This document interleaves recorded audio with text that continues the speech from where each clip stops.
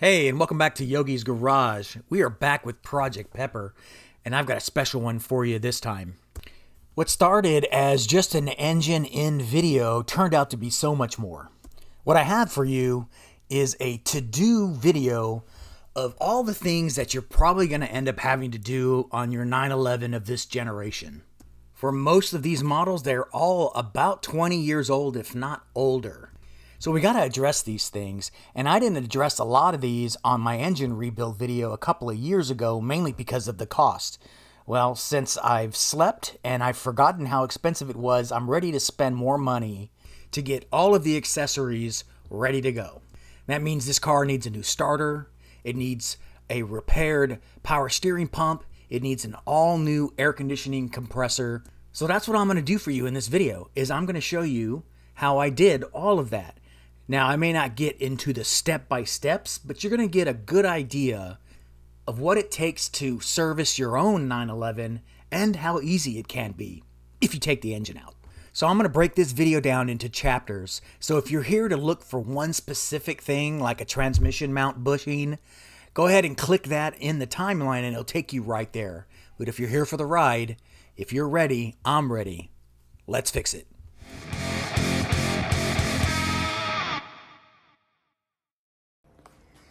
In order to stay organized, you obviously got to have a list. So this is my list of things that need to be addressed. So you can see there's quite a few. I believe there's a total of 14. I forgot how to count. I went from 13 to 15. So there's 15 total steps, not 14. But anyway, you can see that the starter, the Y cable, AC compressor, power steering pump, yada, yada, yada, yada, yada. Smoke test.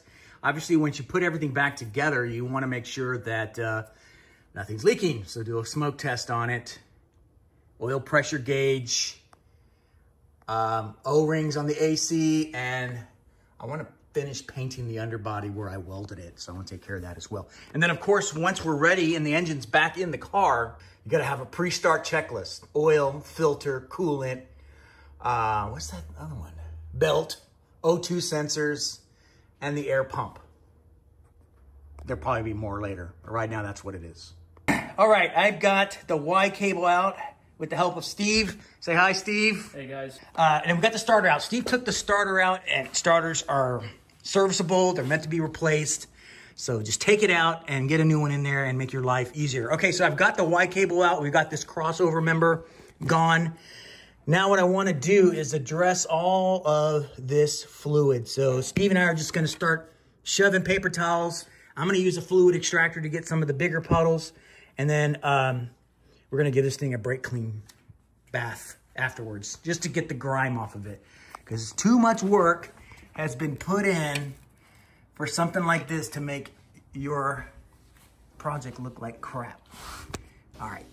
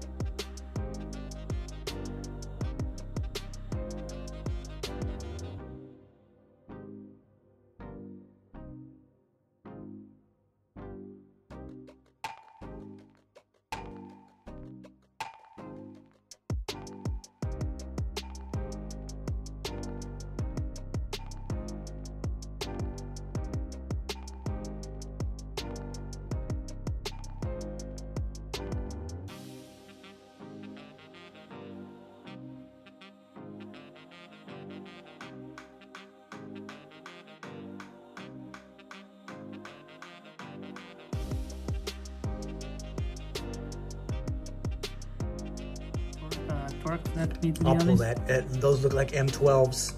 So that would be like in the 50 to 60 Newton meters. I'll pull the specs on that.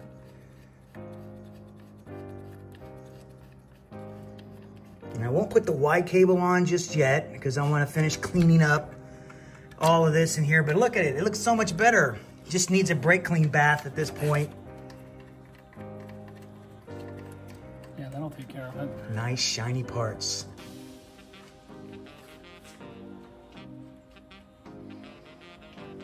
Isn't this so much better than scraping your knuckles in the engine bay? I would think so. Yeah, because otherwise you're in here and the starter is right back over there having to get to it. Now you could lower the engine, I guess, a few inches, but why not all the inches? I had trouble getting one of the wires off of the starter onto the alternator because of the angle and the coolant pipe, as well as the dipstick here.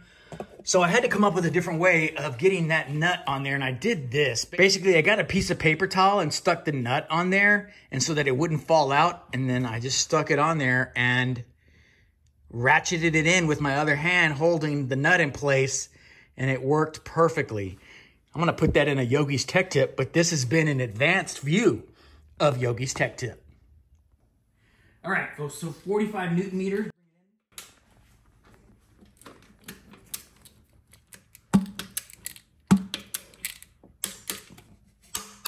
All right, and then our witness marks. Can't forget to bolt down this starter or it's not gonna do a great job starting your car. All right, thank you, Yogi Mama. You're welcome, Yoga.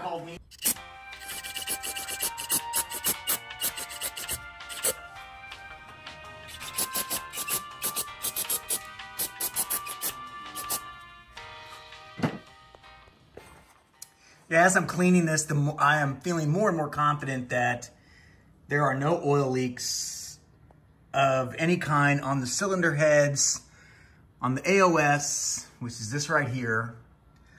The only oil leak is coming from the IMS solution, and I believe that this is the culprit right here.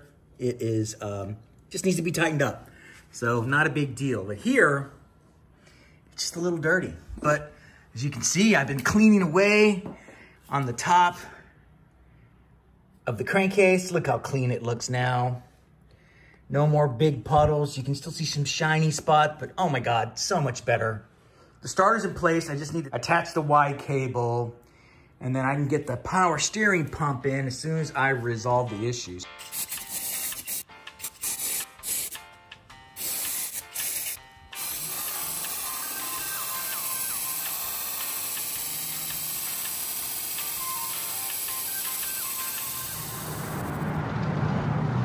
Wow, man. That's some heavy shit, man. Okay, here is the power steering pump, and another advantage of taking the engine out. I mean, I guess you could do it with the engine in, but look, I took the plumbing out as well on this so that I could really test it for leaks. And it's working. It's holding pressure. The only place it's leaking out is right where the seam is. But I've got plugs here, plug here, all plumbed in, and it's not leaky. Now, I don't know the exact PSI that power steering fluid runs at. I'm gonna find out and see if I'm wasting my time here, but I'm pretty sure this is a valid test. Okay, moving along. So the first rigid pipe is in. It just sits in this grommet right here, pretty easy. A little word of advice is these O-rings are single use. Once you stick it in there, you can see what happens is it starts to fray the O-ring. So replace it every time you disconnect it. Hey. Hey. What's wrong, Yogi? People keep making fun of my Porsche tool, but I think it's a perfect tool for what I need it for. And it's this, see? And no, this is not one of our good forks, honey, I promise. This is something from our apartment living days. But I needed to figure out a way of pushing down. Wait. As our kids would say, that's janky. But does it work? It doesn't work. It works. I think it does. Check it out. Okay. So you got to push this collar down in order to get this pipe out. So what you got to do is you got to use that like that, and then boom. Otherwise, it won't work. The Porsche tool is like, you know, $1 million. You probably can't get it unless you have a Porsche certification, which, you know, mine's still in the mail. I'm not quite there yet. But there you go. This is my Porsche tool. Quit making fun of it. If it works, it works, right? Yeah. I think I'm going to plumb it first and then try to line it in. I hope that's not a mistake.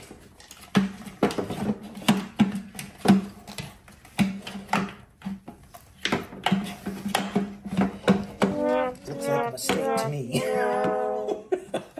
I'm gonna get my Porsche tool. Okay, here we go. Porsche tool to the rescue.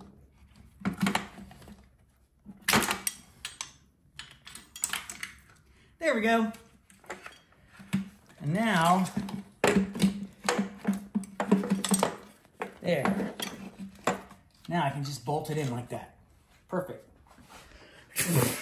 This is the hard part. And now you're going to be recording me fumbling around trying to get this thing in. But hey, you know what? I ain't scared. Could you hurry up? Dinner's ready. No pressure. Gotta feed the family.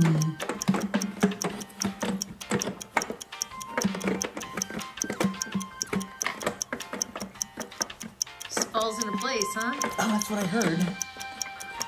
You know, I've never done this before. There's a trick. Do you know the trick? Yes, I created the trick. Can you show us the trick? Yeah, I'm doing it right now. You just keep twisting until somehow it fits. That doesn't sound like a trick. It is. Oh, here it comes. Up, up. This thing should be rubber, not metal. Yes, the entire engine should be rubber. No, this housing. Hey, see? What was that, like 45 seconds? I'm going to run the clock on that replay right there, and we'll see for sure. Let's see if you do, like, speed up, you know. Like, you're going to do time-lapse on this video. Man. All right, now let's get this pipe in here now that it's all plumbed in. There you go, perfect. All done. Yeah? See ya. Okay. Power steering pump leak, I believe, is resolved. Next thing I want to do is take care of the transmission mount bushing. But what I'd also like to do is take care of the oil filler tube since I'm already in the front. So let's go ahead and do that. Let's take care of the oil filler tube. Now the tube is held down by two 10mm bolts. One is relatively easy to get at, and then the other one, not so much. I'm hoping I don't have to take the alternator up and out of the way to get to it, but I don't know. We'll see. Sometimes foreshadowing is relatively obvious. Easy as I'd hoped it would be, but I got it. There's the one there, and then the one underneath the alternator. I ended up having to loosen up the alternator to get to that bolt. It made it easier. I should have done it sooner instead of trying to use swivels and all that kinds of stuff to get it to loosen up. So now I should be able to just pull this up. But what you want to do is you absolutely need to make sure that there is no debris or bolts or anything that can fall into the crankcase. Because right now, when I pull that, it'll be wide open. All right. Okay, there. And see, you can see all the way into the bowels of the engine. So quickly replace it. Okay, then you want to snake this thing back in. And you want to just wiggle it in. All right, I'm going to use two hands because I can't risk it, but you get the idea. All right, it's back in, fully seated. Now I just got to slide those two 10mm back in. Since the crankcase is sealed up, I don't need to worry about, losing a bolt in the engine. We're safe. Well, as you saw, we finished the oil filler tube. So I think it is time to do the transmission mount bushings. All right, let's look over the instructions one more time, and then we'll get it done. Okay, so this is the tool right here. It's made by AGA. It's pretty self-explanatory. You line these up in the holes where those bolts were, tighten it until it pushes the bushing out. So easier said than done. Let's go see what it's going to take. There are two 15 mil bolts as well as nuts on here. So I'm just going to take them off.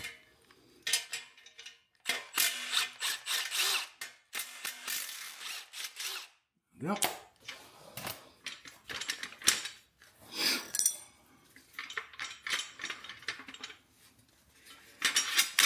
Yeah, but I don't want it to swing down. I want it to come off. All right, I got the first half on. This is the rim, and it goes on the passenger side, and you'll see that there's a notch right there that it lines up to.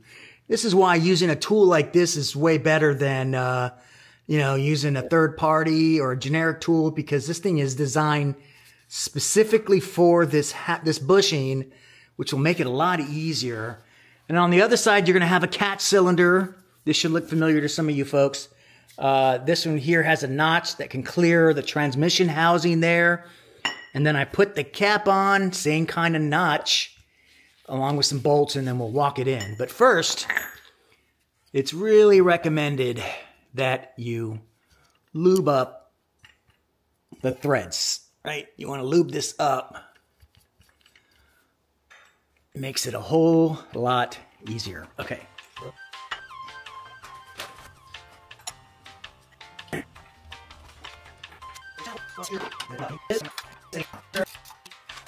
So this thing is slowly, this is called a mandrel, and this is slowly sinking into the actual bushing holder on the mount. So that's good. That's what you want to do, is you want to make sure it's all the way around, nice and lined up. And then tight, you want to tight, tight, tight, tight, tight, tight, until it comes off.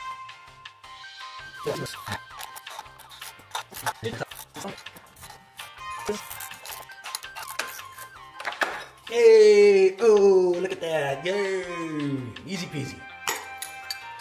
Here's the old one, and you can see the tear right there. Like the whole half this side over here is completely torn off. And check this out. Look, it shouldn't flex at all with your hand, because it's supposed to hold the transmission up. So here's the new one. And you can see, you can't even see through the top or the bottom. Whereas here, you can. Yeah, so what are some of the symptoms of a bad transmission mount? Well, it's going to vibrate like crazy, right? Clunking sounds, perhaps, depending on how bad it is. This thing may clunk. The transmission may clunk back and forth. But for sure, heavy vibration under acceleration is a key indicator. I did not know it was not torn when I put it in. So it must have been on the brink. But here we go. All right. So this thing's got to go in the same way it came out, right? So it's got to come in this way. I think. Oh, no. This way. It goes in this way. You lube up the lip there. And you just reverse the whole process to get it like that. Now, the key is the key. This is the key right here, right? This should be like that. Part should be facing up. I like to think that's the flat part of the floorboard underneath the car, so that kind of gives me an indicator, and that looks like a transmission. But whatever. That's how it goes in, and it goes in like that. And like I said, you just want to lube up the entry. You don't have to lube up the whole sleeve, just the entry. And then we can start tightening it in. The whole process now is reversed. We've got the rim cap here that's slotted through, bolted on this side, and we just kind of walk it in. Light bulb.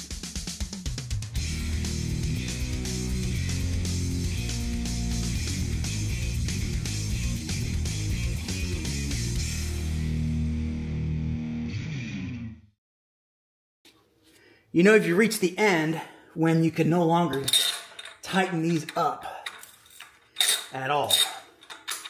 You're like, ugh. Yeah, you want to make sure that's nice and tight. It should be tightened evenly. All right. Now, should do it. Awesome. Easy peasy.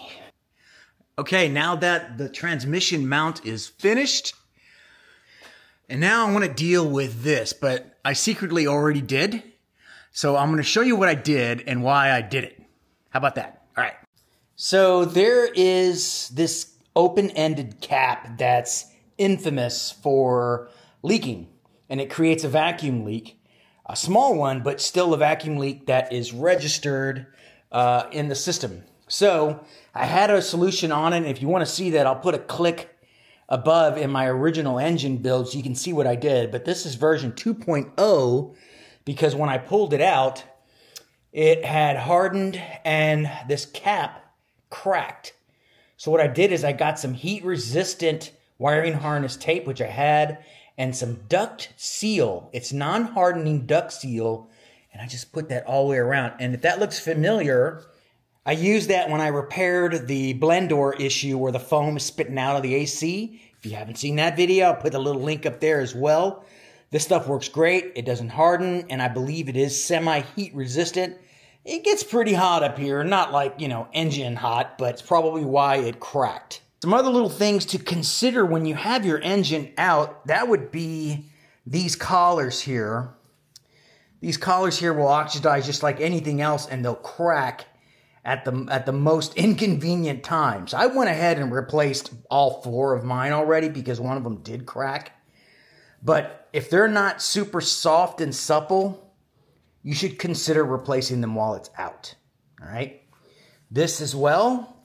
The little door in here is controlled through vacuum, and that's what this is. So you want to make sure this is also nice and pliable and it works well before you button it all up.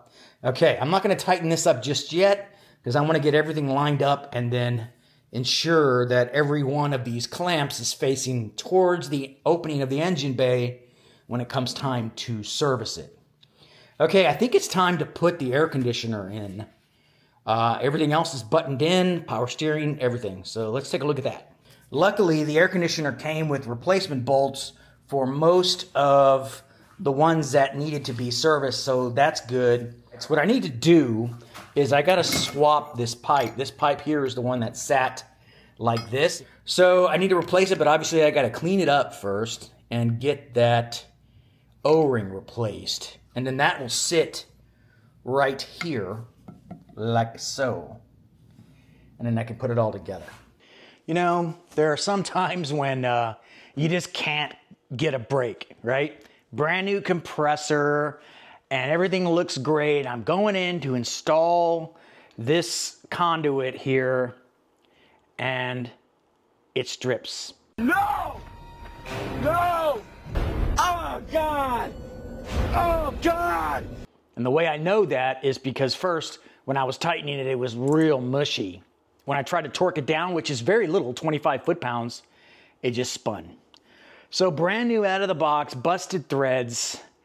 And this is a bad spot. There's really not a good spot on an AC compressor where you can drill and make metal shavings because that gets you right into the compressor. So I got to be extra cautious there so that I ensure that nothing gets in there. But basically, I have to set it up on my vise here. I got it level. So now I got to come at it like this. I got to get on a step stool and drill straight in and tap it with new helicoils. And if you haven't seen that done before, so you need to get yourself something like this, which is basically a rethreading tool, right? And make sure you get the right size. You can see these are different sizes here. This one here I use the most. I believe that's the one. If it's not, it's going to be this one. This is M6. No, I'm going to be using the M8 125. But here it is right here. It's ready to go. It's the right size for this. It says, it's some kind of weird number. I don't even know if you can see that. And then this is how you'll get the helicoil in, and then this is how you'll punch it through. All right, so first things first is obviously we got to drill a hole. Let's do it. But let's start with getting this off. And you can just tell, you see how that's so sloppy right there? I mean, that's a key indicator that you have broken threads.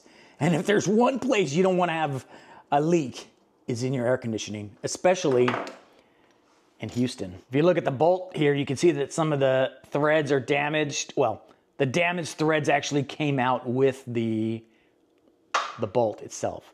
All right, so now I want to be extra careful because they only gave me one O-ring, so I got to be real careful about that. And you see that chasm right there? You cannot afford to get anything in there. Luckily, the Nissans or whatever already had it pre-plugged. You just gotta, you know, orient it to where it's not gonna interfere with the drilling. All right, let's drill that hole. Let's look at the bit to make sure it jives. And yeah, there, see? It's not gonna make that big of a hole, right? But it's gonna clean out those threads, and then you gotta go back in there and tap it to rebuild the threads. And then you put your helicoil in there, and that shrinks it back down to the size that it's supposed to be. And in this case, it's an M8. All right, so I got this level. Now the trick is to come at this thing level, and you wanna be real careful, and you wanna use cutting fluid like this, right? Cutting fluid. And I'll have all of this stuff in my affiliate section, which, by the way, if you haven't noticed, I've cleaned up my affiliate section in the description below. And what I mean by that is no longer are there individual hyperlinks. It's a link to my Amazon front page, and it's all in a web page format, and you can see my basic necessities of what you need to work on a car, as well as some nice to haves. And that can go anywhere from wrenches to an OBD2 scanner. So be sure to check that out down below. And everything that you do helps the channel. So I really appreciate anything that you can do, because I really love funding projects like this. But if you're a Porsche owner, you know it's expensive. Okay, work time. All right, now before I get started, you just don't want to start drilling, right? Because, I mean, you can go as far as the drill bit will take you. So what you need to do is make sure that you only go a certain distance. Now, obviously, you can't see what that is here, right? Because it's too wide. So what I would suggest you do is get a smaller drill bit. Get a smaller drill bit like this and take it all the way in. And then figure out where it's stopping. And, I don't know, a Sharpie. How about a blue one? That looks good. There.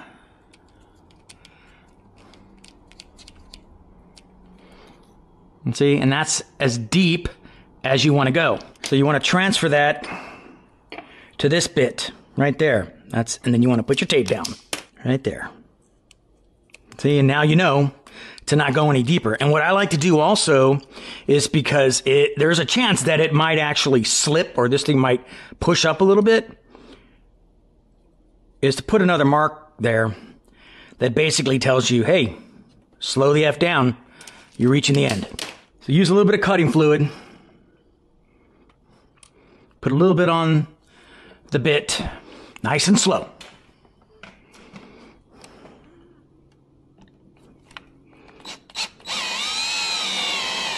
It's going to be quick too.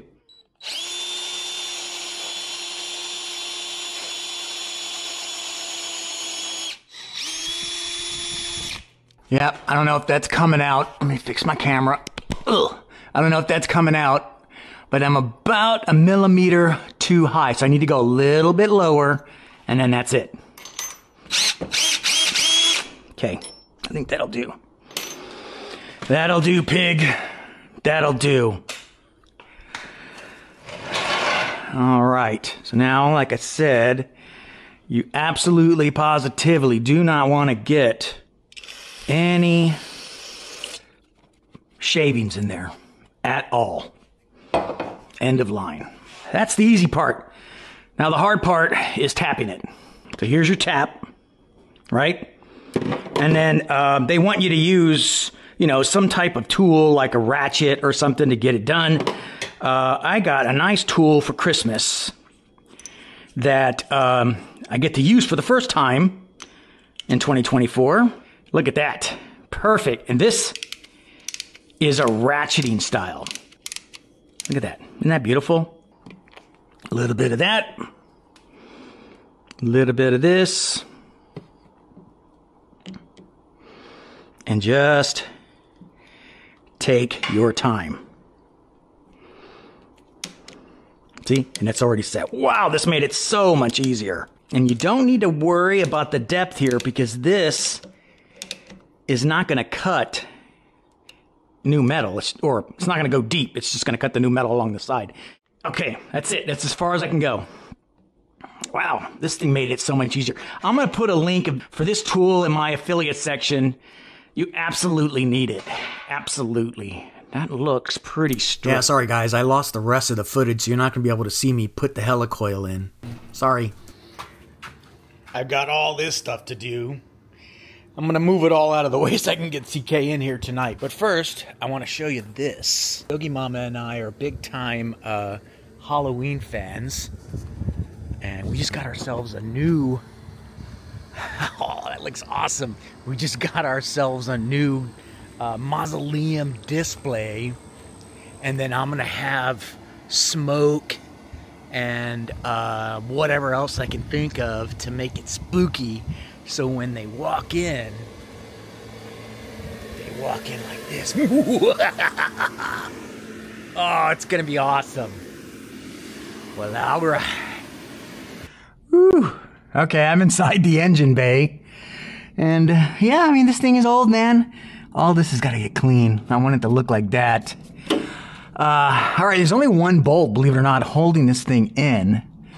But then it's friction fitted, I believe, at the bottom, maybe. Gonna take this hose off and one more at the bottom, which looks like it's just an overflow. Yep, that's an overflow. We can leave that there for now. And this is one of the more difficult things to get out of your engine bay if you have an engine in it. But you don't want to mess around with that right there. See that little stress crack? That's bad, okay? All right, and then give this a little tug. Or break it, whatever. It's only 20 years old. Son of a bitch. That's fine. And I have these mechanic picks, by the way. In my affiliates link, you can get your hands on a nice set of these. I got these Schwabens, which are really nice. I did not get them on Amazon. But it doesn't mean you can't get good ones like this on Amazon. This one I got from FCP Euro, I guess. Looks like it's tied into the air pump as well. One more down here. We're gonna have to get this relocated anyway. Yeah, it should just slide right out, just like that. Yeah, there's absolutely no freaking way you'll get this out. Ha! Oh, I see. Okay, and you just leaked all over me. Thanks. All right, look at how old that thing is. All that crap at the bottom. We'll get a better look at it here in a sec. I just want to dump this out before we go any further. And here's the sensor, and it's pretty old. I may have to replace it. I'm gonna check and see how expensive it is and how quickly I can get it, but you can see the crack right there. It shouldn't make that big of a difference. But, you know me. So you get it in there, push it straight in. Then you don't want to grab it from the connector. You want to grab it from the base and turn it. Like that. And it should just lock. See? And then, of course, this one is really old, so be careful. Right there. And there you go. Ready to go in. Just as soon as I clean it. You know, the engine. Bay. And there. How about that? I even got the coolant tank reservoir in.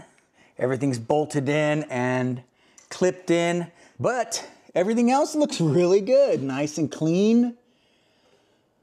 Very appropriate for a new engine, I'd say. All right, I think we're done with screwing around.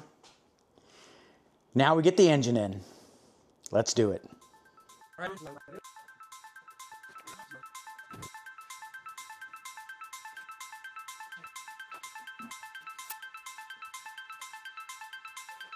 Ooh, yeah, see, mopping the floor was probably a good idea because it made the floor slick. Look at that. Okay, I'm finished.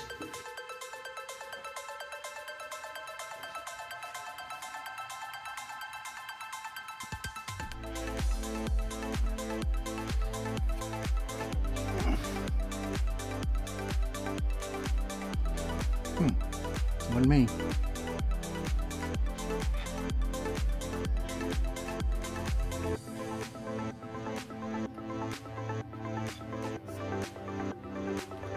All right, I'm taking a break. Just a second so I can show you where I'm at. You can see that I've extended it up. I'm taking my time because I've got to get the clutch slave cylinder aligned. And it's a real pain in the butt if you don't do it as soon as you can. In other words, as soon as it's at a proper height and you can get your arms in there, and then go for it. And I think that's what I'm gonna do, because otherwise I'm like sticking my arm through there. But you can see that everything else is lining up quite nicely. Coolant hoses have cleared. We're getting there. I'm more than likely gonna have to lower this car past the safety stop, because that's where it's at now, is on the last safety stop right there. But I have some smaller bottle jack stands that I'm going to use to hold it in place so that it doesn't fall on me as I'm bolting it in. Because all I got to do is get the bolts in on the engine and on the transmission, and then I can lift it back up to a serviceable height. But first, slave cylinder. Hour and about 15 minutes later, I finally got that slave cylinder in. Yeah, I mean, guys, if you have a better way of doing it than what I did, but basically you got to compress that slave cylinder, and the easiest way to do it is to loosen that bleeder valve right there. Well, then you're going to get fluid all over you, but it doesn't make it that much easier, and it always wants to spring back. So I use a piece of wood and a pry bar and pry against the back of that pump on the left side there and push it in, pushes that plunger in, and then I can lock it in with the other hand, if you're lucky, with the bolt. And then you can thread in the bottom one. Not fun. A total time sink. But, let me get this thing out. You can see that I'm awfully close to getting this thing in. In fact, here's a better look at it right here. Here's the bolt for the engine mount. And then that's its target. Right. Now it's time to start, making sure all the wiring is not clogged or not choked up here at the bottom. And then, of course, the motor mount. I'm not sure if you can see it down there. Right there is going right into the frame. So that's good. So we're getting there slowly but surely. You want to make sure nothing kinks. And like I said, the wiring's got to come up now. And then I got to plug in the power steering. And man, we're close. All right. So the engine's in. Transmission is kind of in. But I'm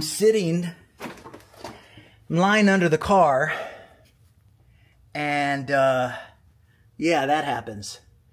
And granted, I had jacks in place, but they were not seated. Because I just replaced this O-ring because it failed. And it held, and then it failed again. These things are freaking dangerous if you don't have the right size O-ring. All right, it is now, let's see what time it is. Almost 2 o'clock. And I started at, I don't know, around 10. And like I said, it took me about an hour and 15 minutes to do the slave cylinder. And then when you're doing this by yourself, it is slow. And then on top of that, when you have your quick jacks that are trying to kill you because the O-rings fail right in the middle of a project, that can slow things down too. Just to give you some tips from a near-death experience. I mean, it really wasn't because I had a set of jack stands in place just in case, but I was under the car working on tightening up the transmission, and I started hearing a tapping sound or a ticking sound. And then when I looked over, I could see the hydraulic fluid just flowing out of that O-ring, and that left side was going down. I was not on a creeper, so I just looked like a fat caterpillar trying to squeeze his fat ass out of there before the car came down on top of him. But Finally, I'm a beautiful butterfly! I'm still here, guys, so let's keep going. All right, everything is bolted in pretty much. All I should have to do is lower the stand. And there you go. Engine's in. All right.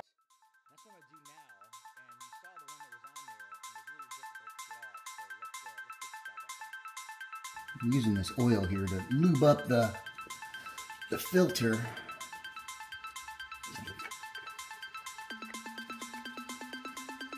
You see, just like that. And now I can use my tool to tighten it all up.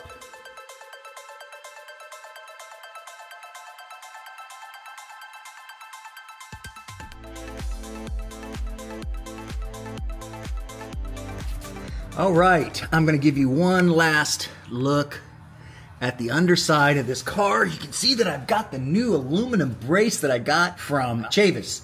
Chavis Performance does a bunch of LS swap project kits, and this is one of the braces, but it's just for a standard 996.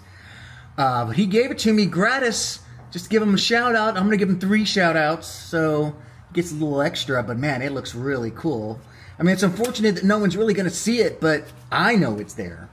As far as everything else is buttoned up. The coolant plug has been torqued in, all the hoses clamped in, drain plugs, check, check, check. I still have to put the sway bar in and connect the CV axles, but I don't need to connect any of that just to start this car.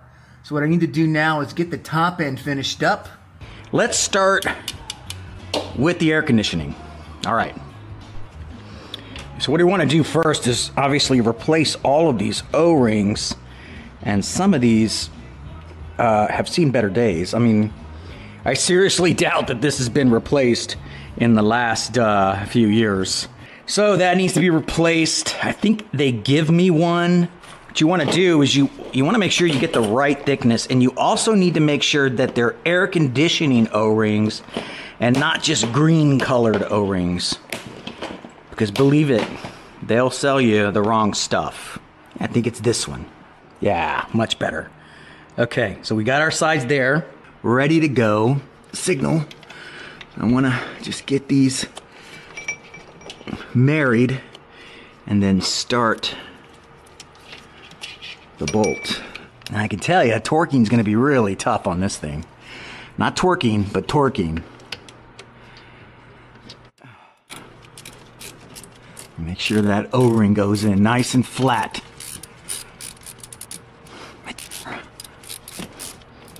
All right, I might be able to torque that. And then this one actually has a lock washer, and I'm going to need to use a special Porsche tool to use some leverage right here up against that. And I have just the Porsche tool. And here it is right here. This is the Porsche tool, and the model number is, yeah, that's right. That's about right. That's your model number.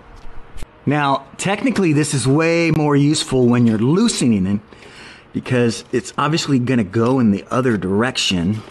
Let's get the mass airflow sensor out of here.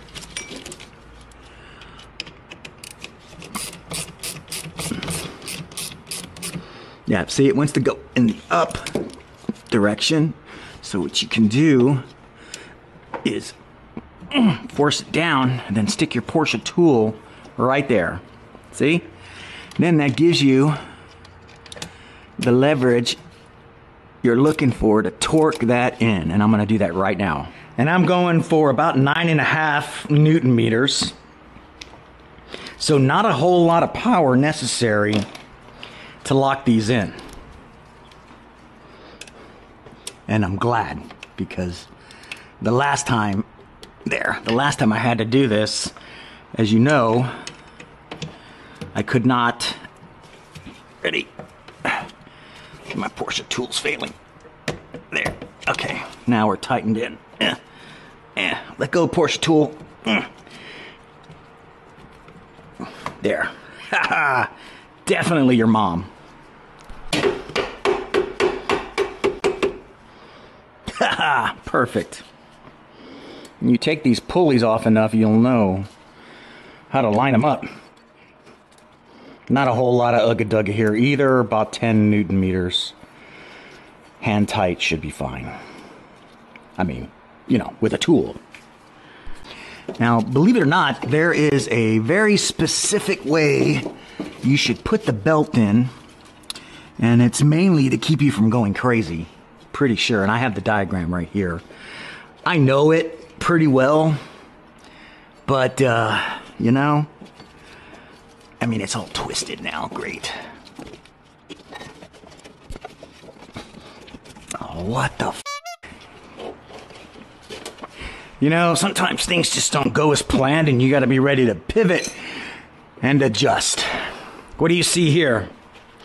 Yeah, I see a belt that can't get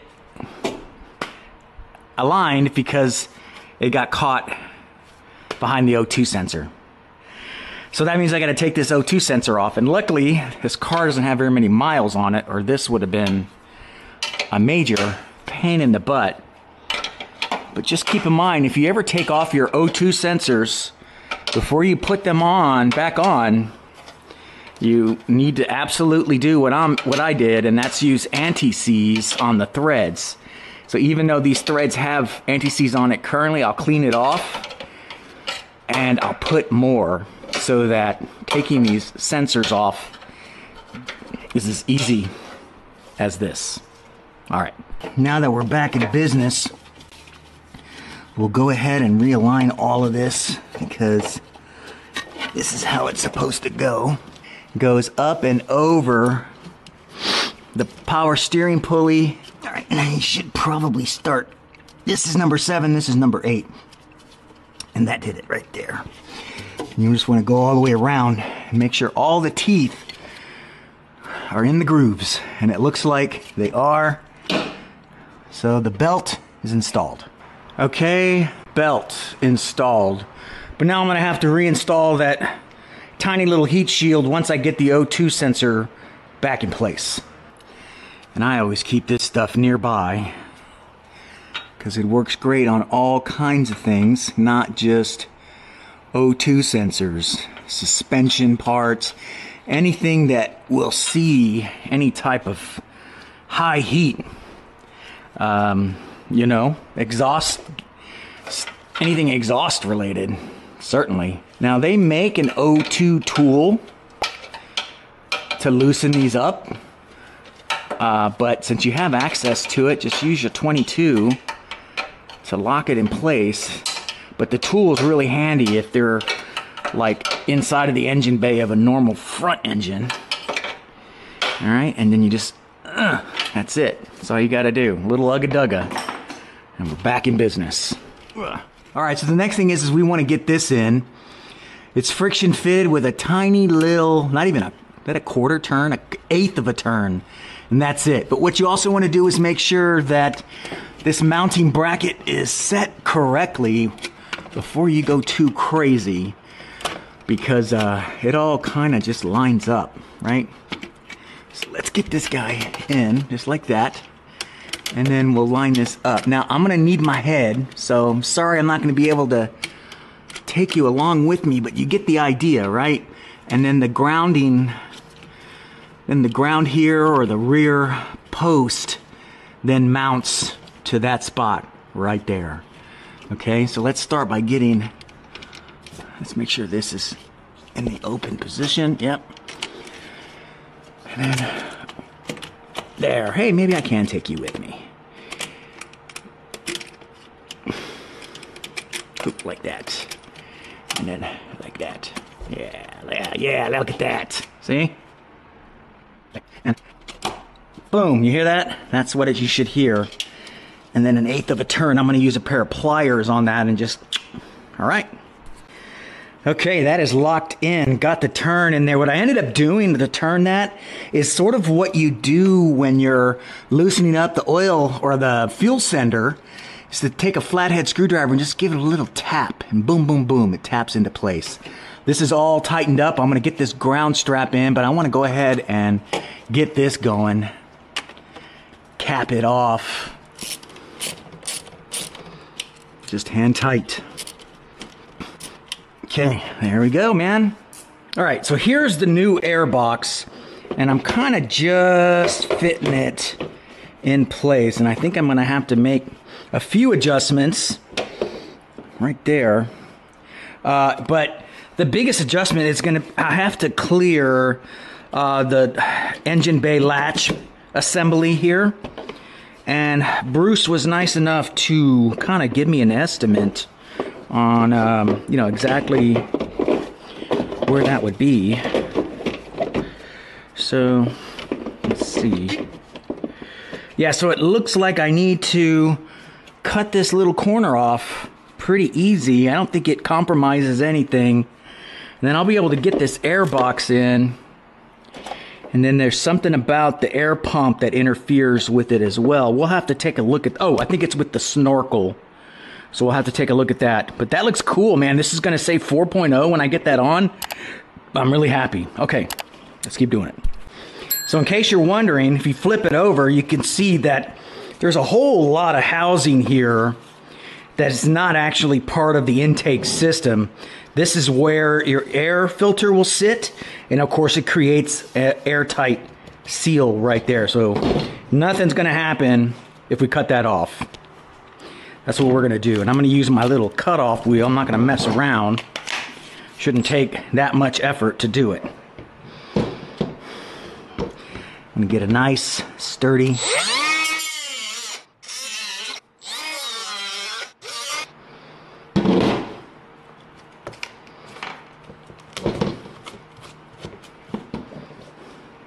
look at that. All right, let's see.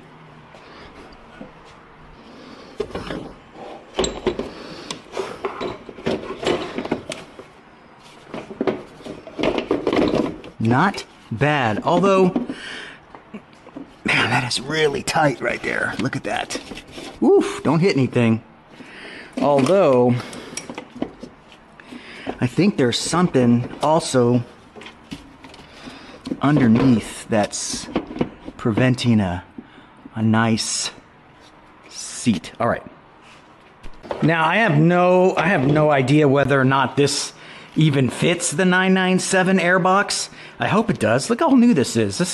This tells you how many miles I haven't driven on this car. Let's see. It looks good. Let's see. Oh yes. Woo! I saved myself $29.99.99. All right. So I think, I keep saying that, I think. I'm not really sure. So I don't know what to think. But I want to go ahead and button it up. And it's really unfortunate that they make you take the entire Airbox out to get the filter, but whatever, it's not that hard. It's just, on the 996 Airbox, they put the screws on top for whatever good that is. Easy there, horse. Let's go to 10. You don't want to torque the shit out of that. Yeah, that's better. Just snug. Okay. Let's put it in, baby!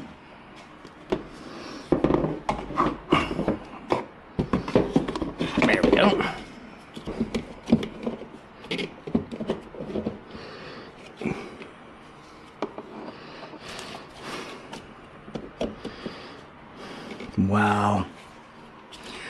boy, it's gonna be tight. I'm not gonna put the bolts in yet. I'm just gonna kind of dry fit everything. Let's get that throttle body in now. Now this is not just any ordinary throttle body. I mean, that's the main reason why I expanded and got the new plenum, is to get this unit, which is the GT3 model of the throttle body, 996/997.1 GT3, 84 millimeter as opposed to 78. And you can see that's how it's gonna fit, but it's gonna be low, man. Oof. I'm worried. Let's see. Okay. I mean, that looks good. But now we just gotta see if it's gonna fit. Now, since this is bigger, I had to get different bolts because the ones that were in the original one are too short. And you don't want to use them because look, you only get about 4 threads. You don't tighten these up all that much. But it doesn't mean you shouldn't do it right. I think 4 is good. And these look like 10s. So we'll just get it fitted roughly.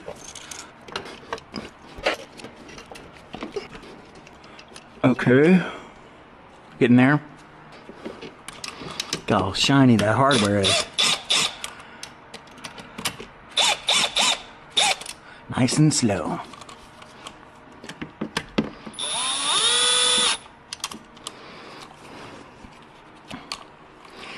Now, the advantage of having a bigger throttle body, I guess, shouldn't come as a surprise to anybody, but in case you don't know, more air equals more power, right? Since this is a naturally aspirated engine, the more air, the better. Hell, even turbos love more air. But since it's not forced induction, having that much more air put into the cylinder upon detonation, upon you know what I mean. And again, no power, baby. Nice and just get them seated, right? Come in.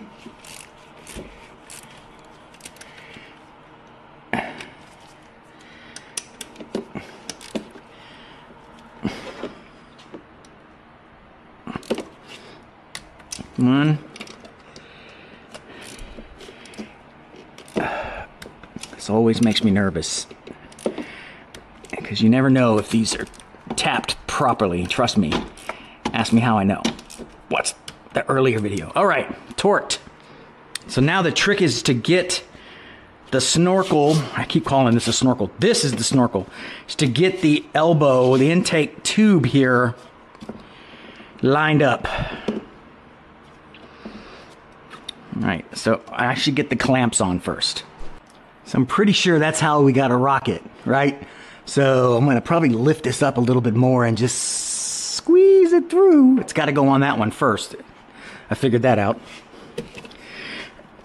Let's see. All right, I'm gonna take my hat off so I can get my big fat head in here and line it up. But basically, that's what I gotta do, is wrestle with it. Well, this is gonna be tough when I'm trying to freaking replace or swap something out or service. I gotta figure out an easy way of doing that. Okay, I have everything installed, but I don't know if you can tell by my voice, I'm not completely happy. I think there's some constriction happening underneath. I'm not entirely sure, but this thing is seated the way it should be. It could be that this thing is too long. It was maybe designed for the 996 airbox. We'll see. But that's a pretty sizable constriction there. But anyway, mass airflow sensor here. Let's get it installed. Nope. Nope.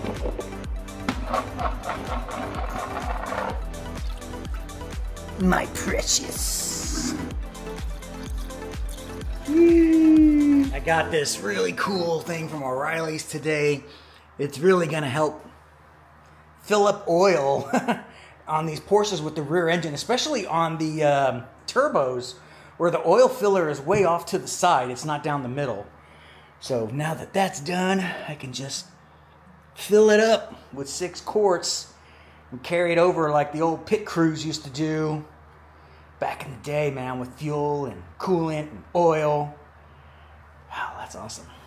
So much easier than carrying that big box around. Let's see if that thing was worth 10 bucks. Look at that.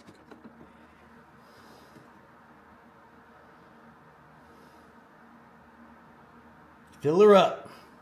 So much easier. Okay, getting ready to start. Everything looks good. Oil, filter, coolant, belt, O2 sensors, air pump, slave cylinder. Everything for the engine in has been complete. We're ready to start. Stay right there, little camera.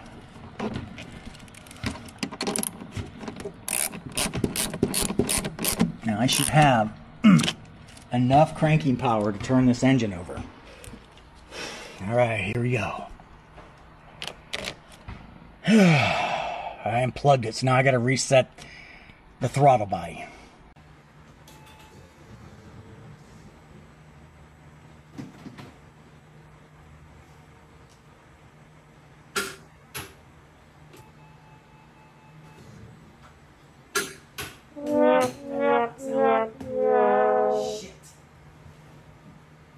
Okay, so as you saw in the video, I'm getting a loud clunk and nothing else.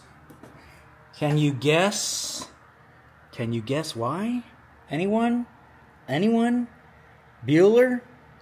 Yeah, I kind of need to put that on the ground to close the loop. Getting a click because I'm getting some current, but not enough to crank this bad boy over. Okay, so let's bolt that in and then we'll try the start procedure one more time. You know, I probably should put power steering fluid in this thing before we move on. Now that I know it's gonna start, maybe. Don't tip over, man. I have found this to be the most efficient way of getting fluid into this reservoir with the least amount of mess. It's gonna be smoky and loud.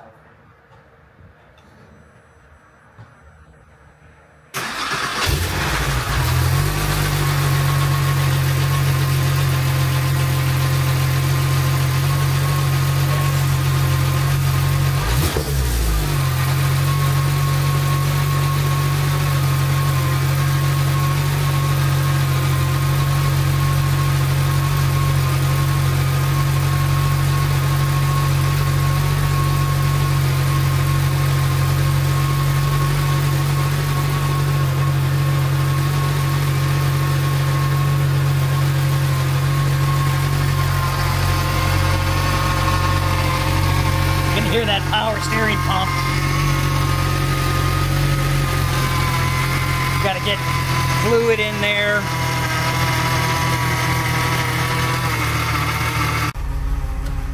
Oil pressure's great. I'm gonna get some more